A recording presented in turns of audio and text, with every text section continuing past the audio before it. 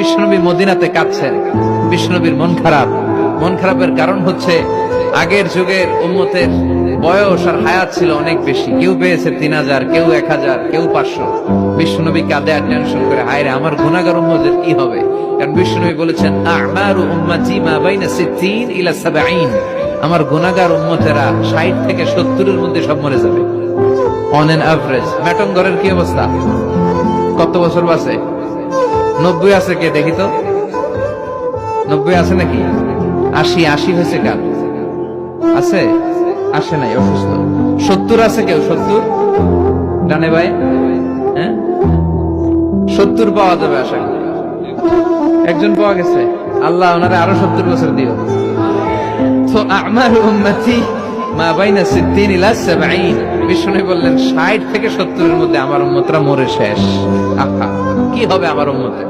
আগের উম্মতরা তো অনেক হায়াত পেয়েছে। আল্লাহ বললেন, নবী কাঁদবেন না, লাইলাতুল কদর খায়রুম মিন আলফি শাহর। ওদেরকে হায়াত দিছি আর আপনার উম্মতরে লাইলাতুল কদর দিয়েছি। ও নবী কাঁদবেন না, চিন্তিত হবেন না, বিষণ্ণ হবেন না, ফ্রাস্ট্রেশনে ভুগবেন না। তাদেরকে হায়াত দিয়েছি বেশি, কদর দেই নাই। আপনার উম্মতকে হায়াত দিয়েছি কম, এটা ঠিক, কিন্তু কদর দিয়েছি যেই কদরের রাত 1000 মাসের চেয়েও সেরা। খায়রুম মিন আলফি শাহর। ওই রাতে আপনি এক রাত ইবাদত করলে 1000 মাস ইবাদত করলে যে রিওয়ার্ড আপনি পাবেন, যে সওয়াব পাবেন, ওই সওয়াব আপনার আমলনামায় দিয়ে দিবে কে? তবে খবরদার, ওইটা শুধু 27 26 তারিখ দিবাগত রাতে করলেই হবে না। বিষ্ণু বলেছেন, ফালতামিসু ফিল আশরিল আওয়াখির মিনাল ভিতর। রমজানের শেষ দশকের বেজোর রাতে, অড নাইটে, অড বেজোর রাতে তোমরা তালাশ করো।